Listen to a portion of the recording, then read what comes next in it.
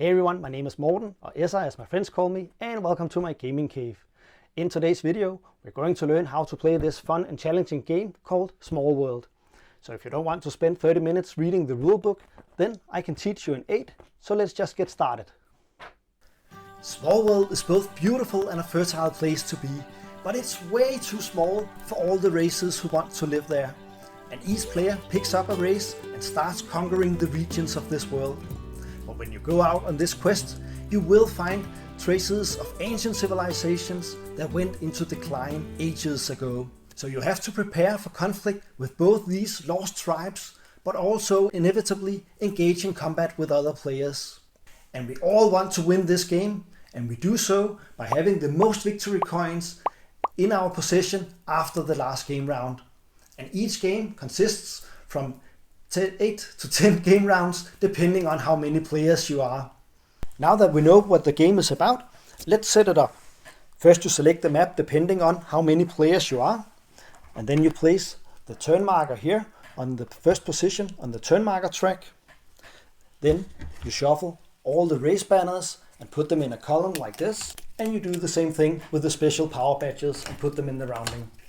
And now there should be 6 race banners and power badges available for the players. Now let's look at the map, because we need to place these lost tribe tokens on each of the regions that contains this icon. And the last thing we need to place on the game board before we are ready to play is to place the mountain region tokens here on all the regions that contains mountains. And then each player receives 5 victory coins, and now we're ready to start the game. And the full setup should look like this. And now let's have a brief look at how the very first round can be played. And the player with the most pointy ears gets to start. The very first thing we do is that we select a race and a special power combo out here. Now let's take a quick look at the race banner token here. At the top we have the race name, and in the bottom corner we got both a number and an icon. And the number partly indicates how many race tokens you should take from the storage tray, and you can use the small icon to identify the right ones. And in this example I want to go for the Redmen because of their sheer numbers, and with the special ability we get 8 plus 4 race tokens. But since they are at position 3, we need to place 1 victory coin on the 2 first ones. So if any of the other players pick those races, they will get those victory coins as well. And then we close the gap and reveal the next race faction. And now it's time to start conquering some regions, but since we are not on the game board yet, we need to start somewhere from the edge of it. And in this example I want to start with the forest region here, and to take that it requires 2 race tokens to do so. And the reason I want to go here is because we have the forest special power, so that will give us an extra victory coin at the end of our turn. But we can continue to conquer as many regions as we have race tokens. So now we go into the swarm area here, and it requires 3 tokens because there is a lost tribe there. And then he dies. The next region we go into is the mountain region here, and it also contains a mountain token, so it also requires 3 tokens to gain control of that. We have 2 more and we go into the farmlands here, and now we only have 2 tokens left, but we want to get this region as well. So we attack here, but we would normally need 3 race tokens to win over this lost tribe. But since it is our last conquest, we can roll the reinforcement die. But unfortunately, we didn't get an extra race token from the die, and that means that the lost tribe won, and we then have to redistribute our race tokens into some of the regions we already have. And that was it for the conquering. Now we get into the redeployment step, so we can actually move our race tokens around to defend any exposed areas. And here I just want to have 1 in the forest region to protect that a little more. Every time it's your turn, you have 2 choices. You can either let your race expand and conquer more territory, or you can let them enter decline. But at some point you will run out of race tokens, and then you are forced to enter decline. But you can also choose to do so earlier if you find the timing is right. And the last thing we do in our game turn is to score some victory coins. And now we have 1, 2, 3 and 4 regions, and that will give us 4 victory coins. But we get 1 extra from this special power. So in this game round we scored 5 victory coins, and I'll put it face down here with our other victory coins. And now it's the next player's turn. If you don't already own Small World, then I've added a few links in the video description below. And if you buy the game through one of those links, then you will get the game and you will support this channel. But the world is small and conflict is about to happen. And this is where the game really becomes fun. So let's have a look at how we conquer regions from the other players. First we pick up the race tokens from each of our regions here, but leave one behind. And now we want to attack the Amazons here.